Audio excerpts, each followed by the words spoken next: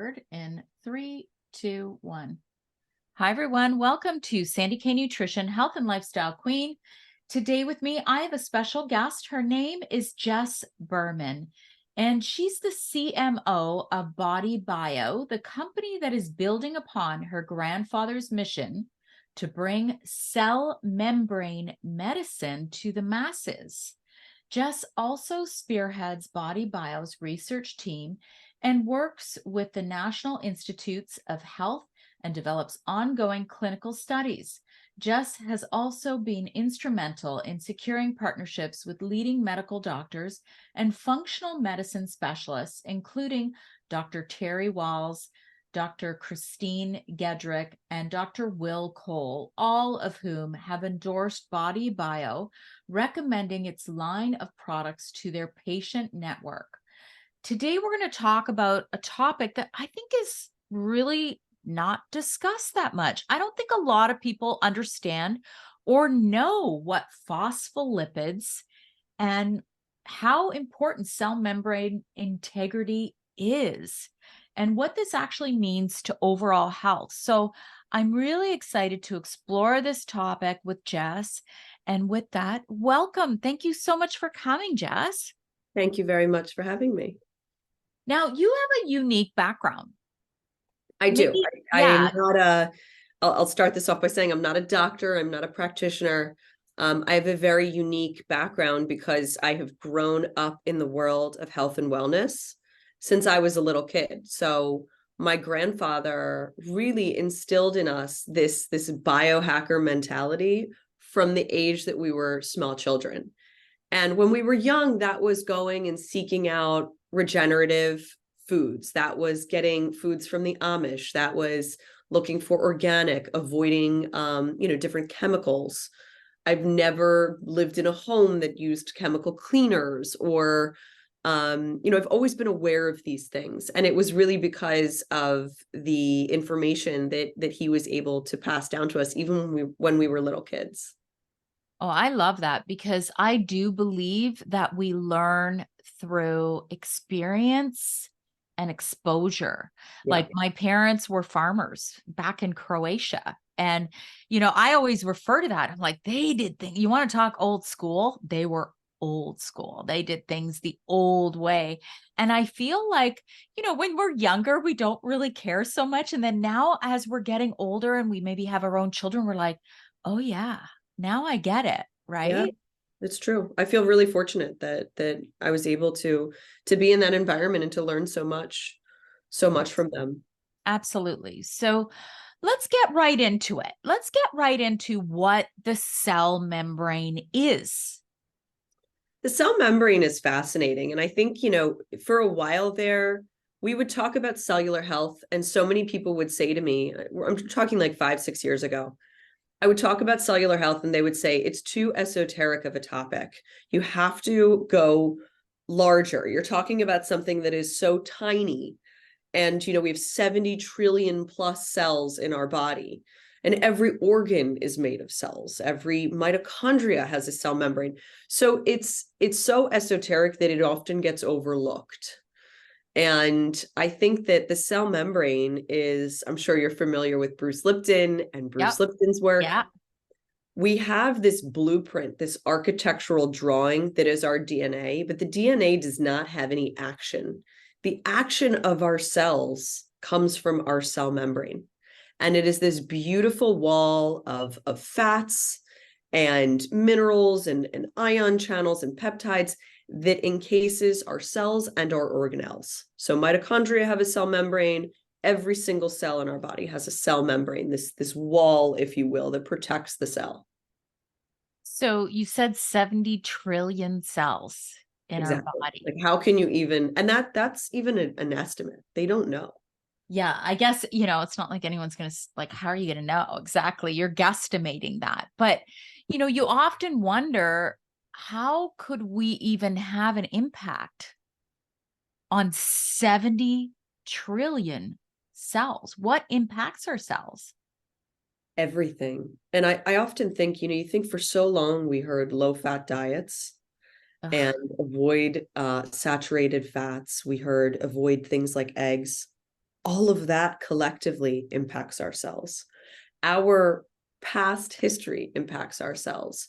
Everything that you are exposed to, all environmental toxins, any type of TBI, virus, physical trauma, chemicals, all of these things, temperature, UV exposure, EMF exposure, all of these things affect our cells and affects our cell membrane.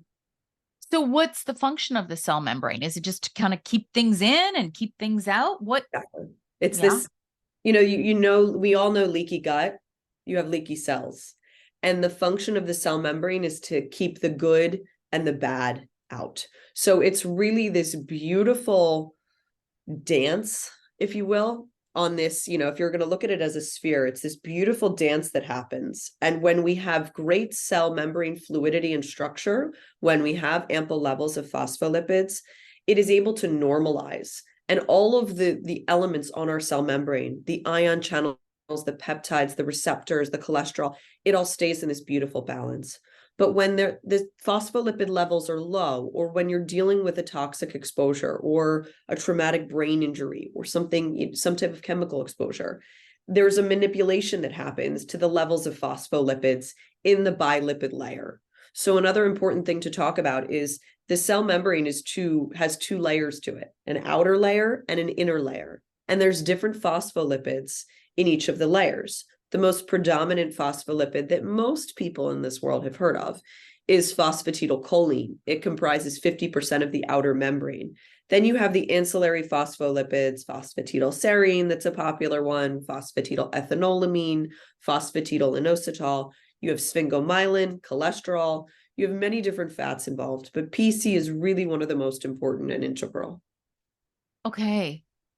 Now, do I pronounce it wrong? I always used to say phosphatidylserine. Is it a Canadian thing? Tomatoes. Yeah, maybe. So, okay, I know we're going to get into this because I had talked about phosphatidylserine like years ago and nobody had ever heard of it, but I had done some research that it's great just for a woman in the second half of her cycle, just to kind of take down that stress level. But I mean, we'll get into that. There's a lot of different applications for phosphatidylcholine versus serine, right? Yeah. Well, it's also because it's more of an important phospholipid. Serine is on the inner leaflet, and serine is in much smaller amounts. And I'm sure there is a lot of research as to the benefits of serine on memory, but that is short term. Okay. And so in practicing what my grandfather really, how he approached his research and how he approached cellular health is through cellular nutrition. What we are making or not is not just a dietary supplement. It's cellular nutrition. It's akin to any other essential fatty acids or foods or things that's nourishing the body. And what we do, especially with our PC complex, I can't speak for other complexes, but particularly for ours, is it's a balance of all of those phospholipids. Just like with B vitamins, if you just supplement B12, it's going to offset the levels of the other Bs. Yeah, girl. And if you just supplement with one little phospholipid on the inner leaflet, it will offset the other levels as well. And so part of the kind of ethos and this mentality that we have at BodyBio is let's bring these things into homeostasis as they're naturally meant to be. You're speaking my language because I say nobody talks about that, Jess, about the balance, because the body always wants to find its balance. Yeah. Right. And I actually learned that back in college when I went back to nutrition college, and nobody talks about it. I'm like, listen, it's very common to be low in B12. Very common. We know this. Yeah. But if you're taking a B12, also take a B complex. Yes. Right. Because the body just because what can happen is if you take too much of one, then it can just deplete the others or throw off that balance. So you're saying it's the same thing with phospholipids.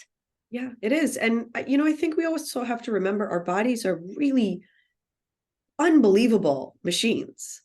Yeah. And that biochemistry in the body, you don't want to throw it off too much. Now, we are predisposed to have to deal with so many stressors, right?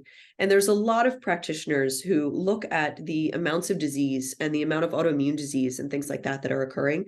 And when you look at it, it's almost as if our bodies are not keeping up with the evolution of the world, right? We've come out with all these chemicals and all these things, and our bodies don't know what to do. And so there are certain things, because many people will say, well, I can just get phospholipids from food. Well, maybe you could have many years ago, but now, because we are under so much assault on a daily basis, our bodies aren't able to keep up. Yeah, 100%. And then there's the fact that I always say this, Jess. I always say, if you're living without a very important organ, it's always going to kind of throw off that homeostasis. So for me, I don't have a thyroid. And since I had my thyroid removed a long time ago, I don't know, 12 or 13 years, I always feel like I have to play catch up. Yeah. And for me, this is, this is my life. And people are like, well, oh, Sandy, you exercise, you eat well, blah, blah, blah, you eat organic and all this stuff. I'm like, yeah, why do you need to take all that? Well, because I know that I personally have a little bit of a challenge with hormones, because the thyroid hormones are not just one thing. It affects all the hormones, right? Yeah, of course. And that's often the argument with a gallbladder as well. Oh yeah. We know how important bile production, storage, flow is, and yet we just remove gallbladders Yes. because somebody has gallstones. Yeah. Yeah. And trust me, I know, because my husband has no gallbladder and my mother. And I'm always like, you guys, you need to take bile salts. You need to, you know what I mean? Like I'm always saying, sometimes you just got to work with what you got. And Yeah. unfortunately, that might mean supplementation, and I'm not going to say unfortunately, because I believe in targeted supplementation. I'm a big believer in it, but doing it properly, right? Yeah, of course. For me, my weakness and the reason that I actually got involved in BodyBio years ago was in my early 20s, I had a bunch of digestive issues. And I kept going to gastroenterologist. I kept going and doing endoscopies and colonoscopies. I ended up with some type of, IBS diagnosis. They put me on Prevacid or what was it? Nexium, Prevacid, all these acid reducers. Mm-hmm. Turns out I did not have enough stomach acid to digest my food. Well, that's a hereditary thing. My grandfather was exactly the same. So when I met with him and he finally gave me an HCl and, told me to take this while I'm eating, this afterwards, you're going to go on all this stuff, it changed my life. That's amazing. And so from then on, I just thought, this is the way I'm always going to turn. So a couple of years later, when I started my fertility journey and was dealing with polycystic ovaries, it wasn't, oh, here's metformin, you're going to have trouble having babies. It was, let's get to the root cause of why we're having a little bit of an insulin issue anyway. Let's adjust our diet. Let's get on a couple supplements. I have 3 beautiful, healthy babies, and I had no issues with fertility. That's So I amazing. think supplements are a wonderful thing. I think that they absolutely have a place. I think so does nutrient dense food. And it's the combination of the two that is so critical. Yeah, I'm with you on that. I think you have to do both. You Yeah. have to do both. And given our food sources that, you briefly touched on, like, it's not like I've got my farm in the back anymore. And there's, and then even if you do, there's something called drift, where there's chemicals and pesticides and all that stuff coming in. It's just not like it used to be. So let's get into the cells and the membrane and what happens to that membrane as we age. So as we age, a couple of different things happen through, toxic exposure and injury or trauma, things like that. The positioning of the cell membrane changes. We also lose our ability to take phospholipids and get them from our foods. And so it decreases as we age. And so more importantly than ever, especially as we're aging, is phospholipid supplementation, particularly if you are avoiding things that are high in phospholipid content, like eggs or meats, for instance. But irregardless of whether you eat eggs every day, my grandfather ate like 12 eggs a day. They're going to be high in sphingomyelin, and it's that balance in the ratio between sphingomyelin and phosphatidylcholine on the outer leaflet that's very important. When we're born, we have very high levels of phospholipids, lower levels of sphingomyelin, and that swaps as you age. And so you need to keep your phospholipids and these healthy fats high for better brain function, liver function.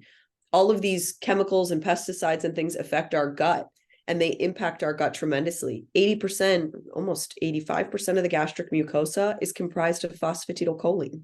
So it's everywhere, and it plays such an important role in our body. Is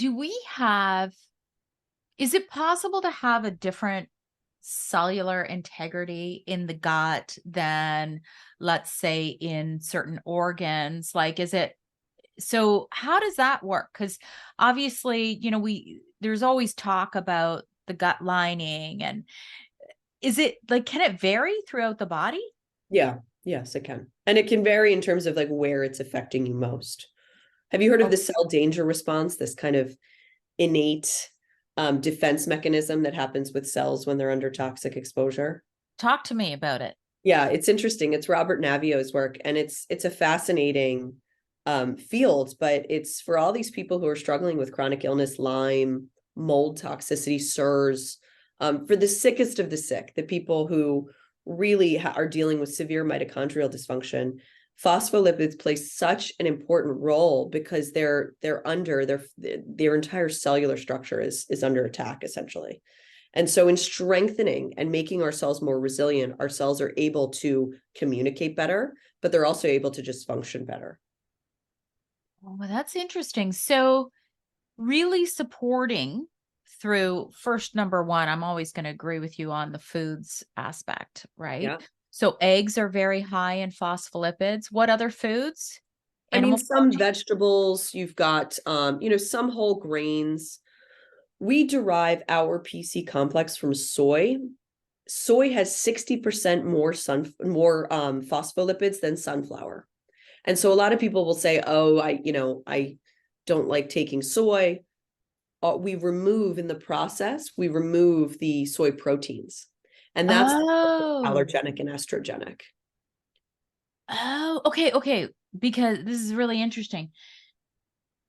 Because my daughter has a peanut allergy. Mm. And okay, you're gonna laugh at this story probably. We always used to go to Florida every year when the kids were little. And my husband once fed her, oh my God, what's that? Chick-fil-A peanut oil. Okay. I know, right? This is a long time ago. This is before I went to nutrition college. Mind you, that's not going to stop him anyway. He has to do him, right? Of course. But I was out with my girlfriend shopping, and I get a call. Oh my God, we gave her Chick-fil-A and it says peanut oil on the box. But because they stripped the proteins out of the peanut oil, she had no reaction, right? Wow. So I guess that's what you're saying in terms of if you take the protein of the soy out of your phospholipid complex, individuals who are sensitive to soy might be okay with your product, right? Exactly. You So obviously want to check with your doctor. It depends on what type of allergy you have, but almost always people are fine. yes. Okay. So, that's actually a good time to just put this in here to say, and I have a disclaimer on all of my podcasts to say that we're never giving medical advice on my podcast. And everything that we talk about is for educational purposes only, for you to just get the information and then go back and see if it's right for you, if it aligns with you. Go back to your own practitioner and talk to them about it, because I just want to make sure that people listening understand that. Absolutely. I agree. Okay. I think we understand what phospholipids are and the importance of it, and some foods that we can eat that help. So we need good, healthy fats. Eggs are good. I always say, you know what? I don't know. Like, what do you think of that whole, just as a sidebar, what do you think of that whole debate about cholesterol and eggs? I mean, We like to see cholesterol at a high level. We don't want okay, to see thank you, cholesterol Jess. low.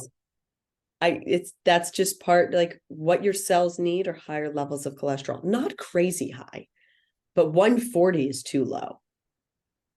Do you know who Dr. William Davis is? He wrote Wheat Belly. He wrote Wheat Belly. You know Yeah, Wheat Belly, right? yeah, of Um, course. okay, that's Dr. William Davis. He's a cardiologist, and I interviewed him a while ago, and he's a doctor, everyone. So this is not me saying it, but he's like, listen, just look at your triglycerides. Because, the problem is that we don't get, what, how much of your cholesterol is oxidized. And we don't get that information as a regular panel. We just kind of get LDL, HDL total, and then triglycerides. Always look at your triglycerides. If your triglycerides are high, then that might be alarm bells, ding, ding, ding. But we like cholesterol. Yeah, absolutely. I mean, cholesterol is incredibly important. It's important for hormone regulation. It's important for aging. It's important for brain health. Yeah, I know that, a lot of times women in perimenopause and menopause, they see a rise in their cholesterol, and then immediately their doctors want to put them on a statin. And, this is something I'm just going to say. Remember, cholesterol is like at the top of the food chain. It's the top. So if you take that away, you may not be able to make all the other good stuff, right? And I think often, I experience this with my mother. When you make dietary changes, it changes those levels drastically. So in her case, it was removing pretty much anything white, removing gluten, keeping that high fat, the high good fats, but removing some of the more inflammatory things in the diet, continuing to take phospholipids, continuing to take essential fatty acids, eat seeds and things that have the good fats in them. It normalizes levels. Yeah, you can really kind of play with all those ratios, right?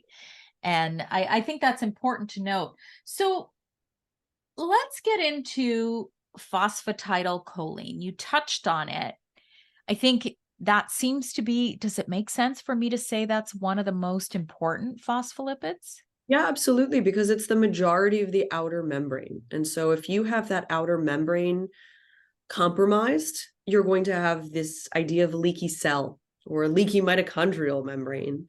Everywhere that there is a membrane, even within the cell, is going to be compromised. And so I think it's just been overlooked. There's a ton of research on phosphatidylcholine, Oh, and yes. fascinating research. But I think part of the problem that we experience is that not all phosphatidylcholines are the same.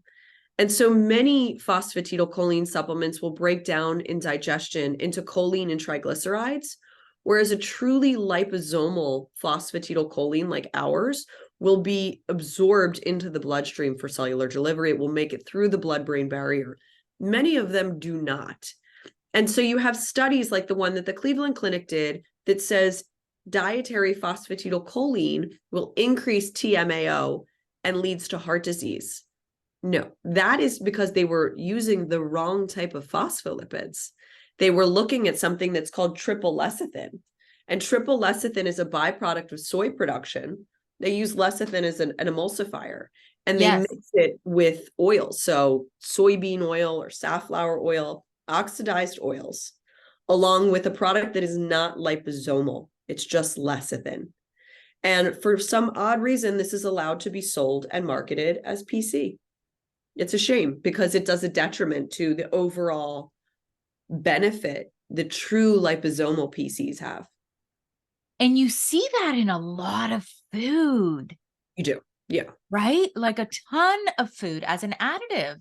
exactly. And that is not going to supply phospholipids to your cells.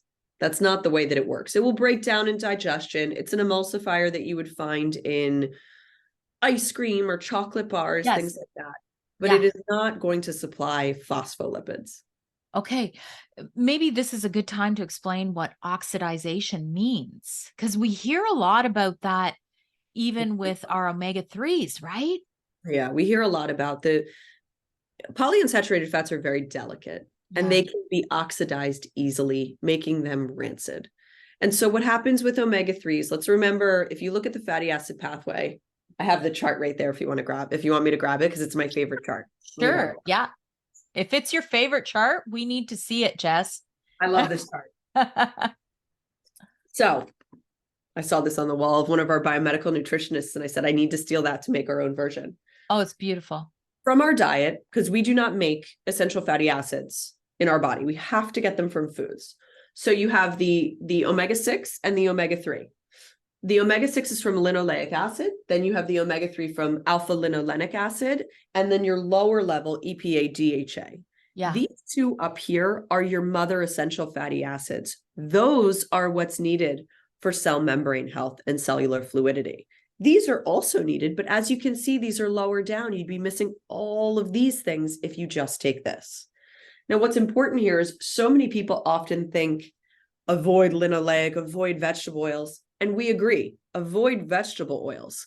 But when you have pure, unadulterated sources of linoleic, they're critically important for the body because it stimulates this entire response that is needed. And you cannot take EPA, DHA to offset levels of fried foods that you're eating.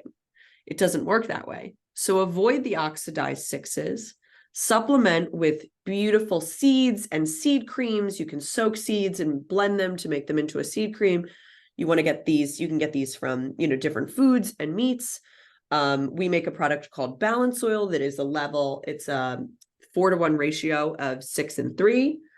This process is very minimal. So we also do recommend taking either a CO2 extracted fish oil or a phospholipid-based fish oil, eating caviar, eating tobiko, eating fresh fish a few times a week is a great way to get your fish oils. And that's critically important for the DHA pool in our brain, especially. But this is still a critically important pathway in the body, and you can't just turn it off and avoid it altogether. You will actually start to demyelinate if you do. Demyelinate, explain that. Demyelinate. So it just basically sets off a process in your cells that it's what you don't want to happen. Okay. Your body will demyelinate bad, everyone. Your body will start attacking itself. People who have multiple sclerosis know a lot about myelination and how important that is.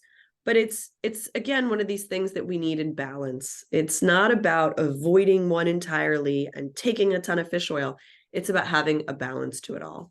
And so just in the same way that you can get oxidized PUFAs, you can get lipid peroxidation occurring within the actual lipid. So you do want to be careful of the source of your phospholipids that you're taking. Okay. Now I've got like 50 million questions back here in my brain. So omega-3s and omega-6s. So I know there's a difference, but maybe explain, because people generally will go, oh, I'm not supposed to have omega-6s, but there's healthy sources of omega-6s as well, right? Like evening primrose oil is an omega-6, but it's so interesting the way health advice tends to come in to the general public, where it's like, this is bad, this is good. Yeah. And right? Like maybe explain. So it's more about the ratios, what you were saying. It is. It's about the quality. Quality and ratios. Yes. Quality number one, because just as we have developed chemicals that affect our body, we've also developed foods and processed foods and this completely chemically made food, right? And these things affect our body. And so one of the byproducts of soy, sunflower, safflower, corn production is this corn oil. Canola is sunflower oil, safflower oils, most of which are going to be oxidized. They're not carefully treated. They're not cold pressed. They use solvents like hexane to extract these things, and they're going to be completely rancid. That is vastly different than getting good quality essential fatty acids, linoleic acid from walnuts, for instance. Yeah. Totally different thing. And so this myopic view that we've taken on vegetable oils, I think is probably a product of social media and kind of jumping on board with what we think, like, oh, this is the train we're going to hop on. This is what's causing all the issues. This is what's causing, diabetes and all these different diseases. We completely disagree. It depends on the quality, it depends on the source. And essential fatty acids are critically important to your cellular health. I think you're going to start to see people start to come around to this. I think that the narrative is going to start changing. Again, avoid the oxidized. What you see in a supermarket in a clear bottle that's yellow that says it's heart healthy canola oil, that is not healthy. We do not agree you should be cooking with that. What I need to ask you about is the omega-3s, because you guys, that's been a big topic lately, is omega-3s. And you have a different type of omega-3 in that your process is different. Like, not all omega-3 is created equal on the market. We have a few. Okay. And I'll give you a little tip. We're coming out with a new one as well. Yeah. Omega-3, alpha-linolenic, and EPA-DHA. Alpha-linolec's your mother, essential fatty acid. The lower level of essential fatty acids are EPA-DHA, your fish oil, that people, or an algae oil that people take, a vegan fish oil. All are critically important. One, the synthesis from alpha-linolenic to EPA-DHAs is typically not enough, which is why we recommend people eat foods, or they take a CO2 extracted fish oil that is very carefully treated, not heated, no solvents used, so it's pure, non-oxidized, and will work. Many fish oils on the market are heat extracted, they oxidize very easily, and they're not what you want to be taking. How do we know though, Jess? How do we know? You should reach out to the company and ask. There's a lot of reputable companies, and there's a lot of not. And oils are one thing that I just don't think you want to mess with. You don't want to walk into your local drugstore and just buy the first thing you see on the counter. You can't even do that for olive oil these days. No, So the olive oils are rancid. So treat these fats, these healthy fats and oils carefully, because they're going to really nourish your body and your cells. And that is going to show in your brain health, your liver health, your gut health, and your skin health. Okay. All right. That's good, because I always say, the first step is don't go, sorry, Costco, but don't go to Costco and buy your whatever Kirkland brand omegas. And, you got to know the company. I always say third-party tested, potency guaranteed, therapeutic grade supplementation is kind of the way to go. And if you're not sure, speak with somebody like, okay, I am an RHN, a registered holistic nutritionist. I only work and recommend therapeutic brands. I don't recommend stuff that you find on the drugstore brand, on the drugstore shelf. So that's important to note. Now, one thing I wanted to get into was the research. Before we go there, I forgot to mention the new coming out with. So have you heard of SPMs, specialized probe resolving mediators? Yes, I have. So we are coming out with a whole food source SPM that is derived from caviar. So it's going to supply your EPA DHA as well as SPMs. Oh, see, like, to me, that makes sense. That's a whole, I always think of, okay, it's not the actual food, but I think of it more as a whole food supplement, right? When you're able to safely extract what you need from a food that you can't eat that often. Yeah. That's amazing, Jess. So excited. It's going to be great, because the only sources of naturally occurring SPMs are caviar and breast milk. And coming out with a breast milk supplement does not sound like something that would fly well.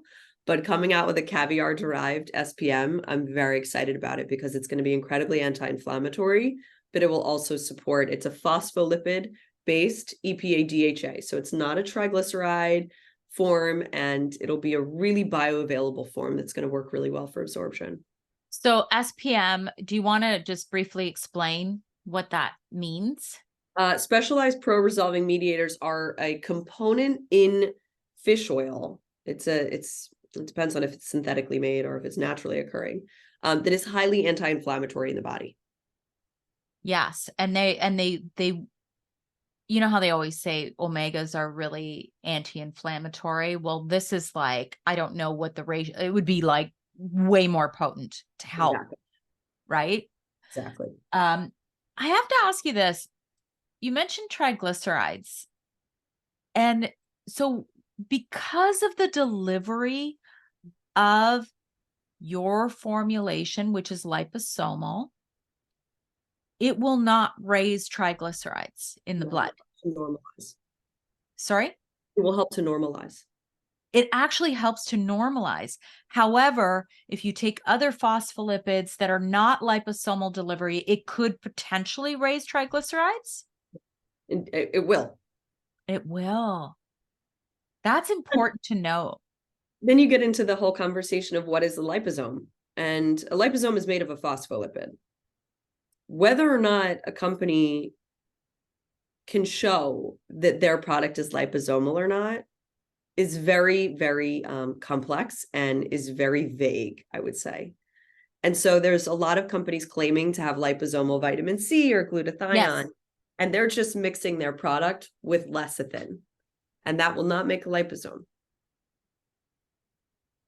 So then how complex is it to make it truly liposomal? It's quite complex. There are a couple companies doing it well. There are a couple raw material suppliers that are doing it well.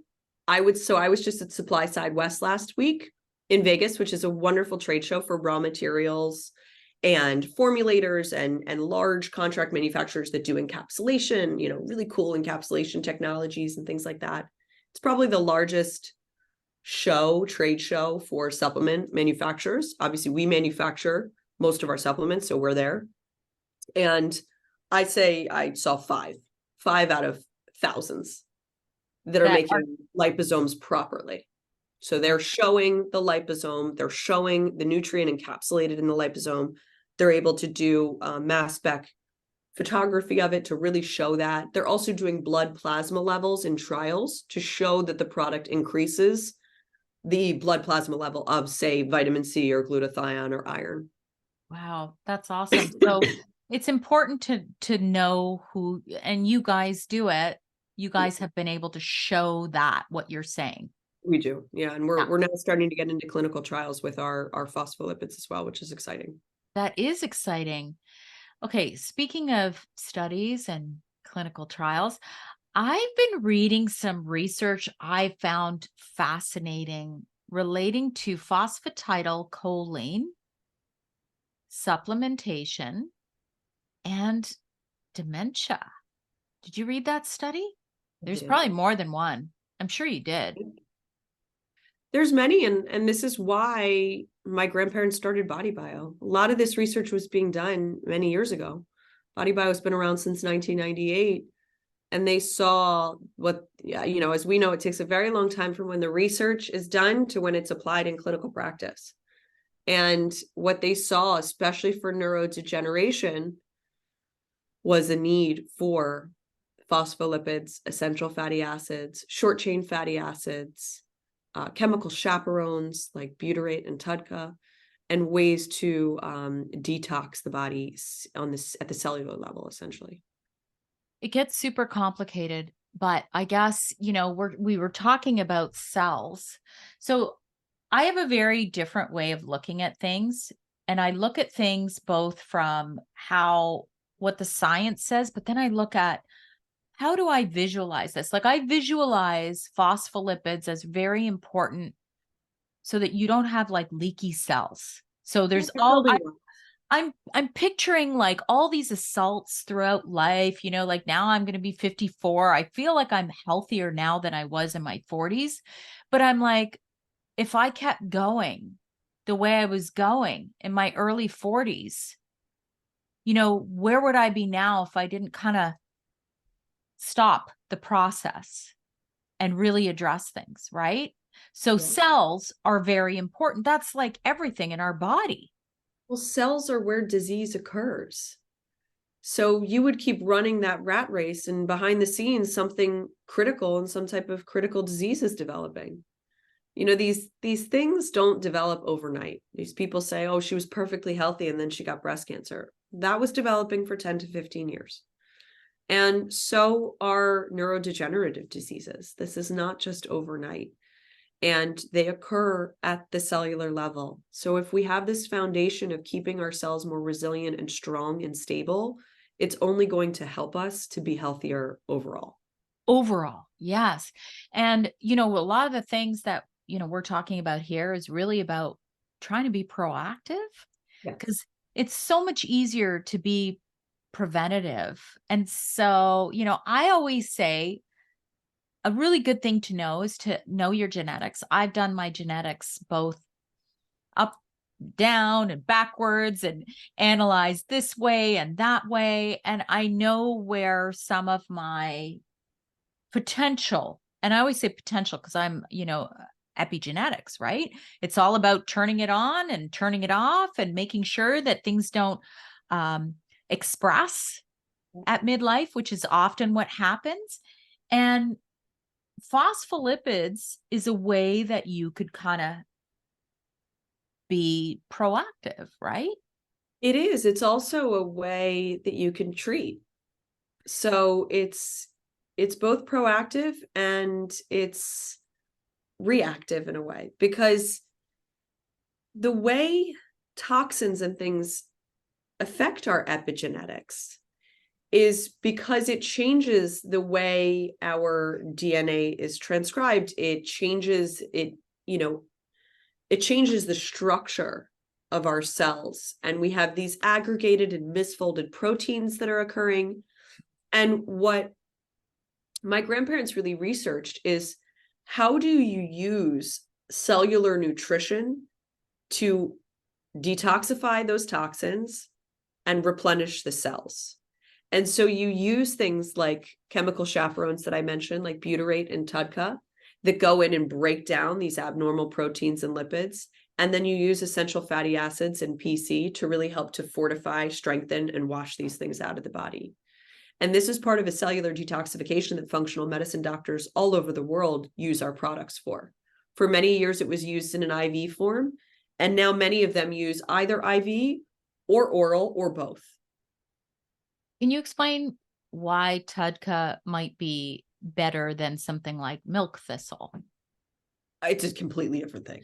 Okay, but they're both support the liver, isn't Yeah, it? well, that's one element of TUDCA. Okay, Uh, yeah. Explain it because but it people has that know. cellular element that is Ah, unlike any others. Uh, okay. it's a bile salt, but it has properties that make it a chemical chaperone, and it's extremely powerful at cellular detoxification. So breaking down the toxins that are affecting our nuclear and mitochondrial DNA and causing epigenetic issues. So we all have that Achilles heel. It's what's turning on that Achilles heel. So for me, it's my thyroid.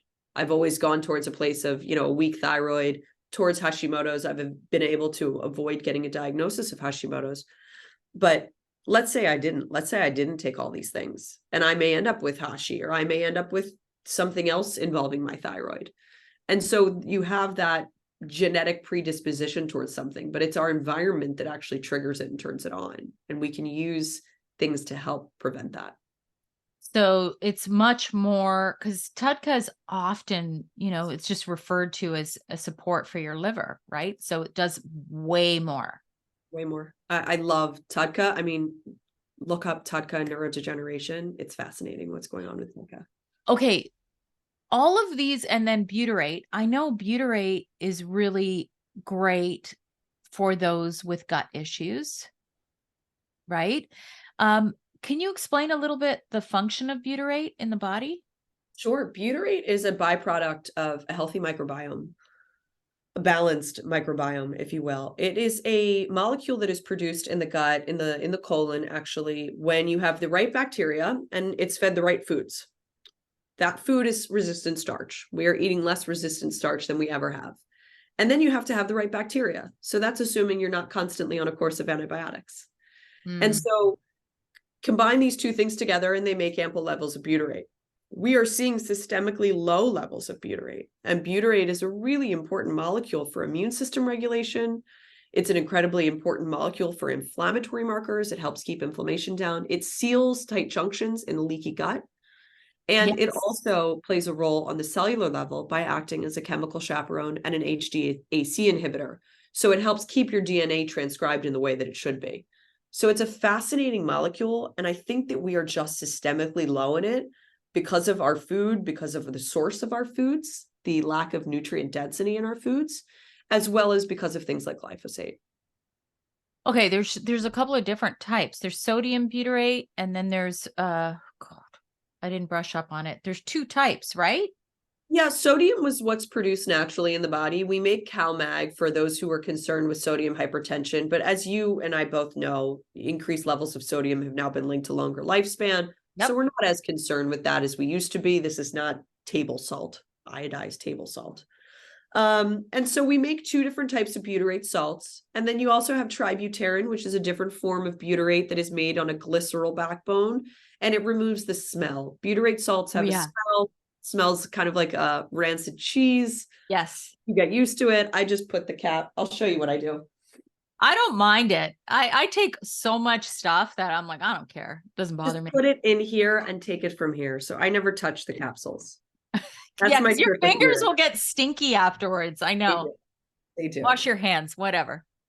So I love butyrate. It's fascinating. They're doing a lot of studies on butyrate's role in cancer. They're doing a lot of studies on butyrate's role overall with decreasing inflammation markers. There was a great study that was done on eating a green banana a day for 3 years, and people had I think it was like a 30% total body reduction in cancer. Well, why? Green bananas are resistant starch and they're producing higher levels of butyrate in the gut. So if you don't want to deal with the smell of butyrate, eat a green banana. Yeah. Or make my mom's recipe of potato salad. It's just like the most basic. Exactly. Cooked and cooled potatoes. Love it. Yeah. Like every once in a blue moon, I make it. It's so simple. It's just literally oil, vinegar, salt, pepper, and red onion. That's so it. now you can use balance oil, which has the same flavor as like a vegetable oil. It's a little bit of a stronger flavor because it's not oxidized and we don't remove everything from it. Right. Cold pressed sunflower and flaxseed oil. So you have a little bit of that taste from flax, but I use it in my potato salad to make a homemade mayo. And so I'll take egg yolks, balance oil, a little bit of vinegar, a little bit of like mustard powder, salt, pepper, milk frother, makes it into a great homemade mayo. And then you throw that into a potato salad and you have this bioactive, lipid, beautiful fats around these great resistant starches, super nutrient dense meal. Partner that with steak and you're in an ideal scenario. Oh, beautiful. I actually make my own homemade mayo too. Nice. Ever since I saw the Chosen Foods one go up to $18 in Canada, I'm like, are you kidding me? So what oils are you using in that? I have olive oil and I have avocado oil. I tend to only use 2 oils. So now add in balance oil to that. Yeah. Because remember, olive oil is omega-9. You're not getting from that. You're not getting either of these. Right, right. So you need these. So mix the oils is what you're saying. I love mixing oils. Every salad dressing I make, I take half balance oil, half of a really great quality olive oil that's going to help, with those extra polyphenols and really strong flavor, and one that's in a dark container. Yeah. So you never want a clear bottle. And I'll do half and half. I don't do as much avocado oil. I just think it's highly processed. I'm not a big fan. Really? I use it to cook food sometimes, like if I'm frying a steak or something, but I like to use beef tallow for that. Yes. Yeah. I mean, there's beef tallow, then there's, just pure lard. My mom, she uses just pure lard sometimes from a farm, like a close by farm that kind of does things in the right way. So yeah. Okay. That's great. That's great. I want to get back into a little bit of the research before. Oh, the other thing. What do you think of pulsing some of these things in and out? Like, if you're doing this for prevention and for really just to strengthen the cells, right? Yeah. What do you think? Like, because a lot of people are going to ask, well, I don't think I have any issues, but I wouldn't mind being preventative in my in my health. So would somebody go on phospholipids for 3 months of the year, or like what would you think? To me, it's an everyday, Yeah. not a pulse. It's nutrition. You are providing your body with building blocks that your body needs for every part of your body.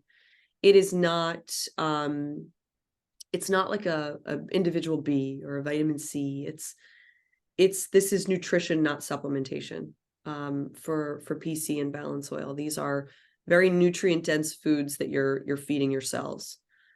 In lipid replacement therapy, which is the way that functional doctors use it to address complex disorders, typically they're using high doses for 6 months and then tapering down to a maintenance dose.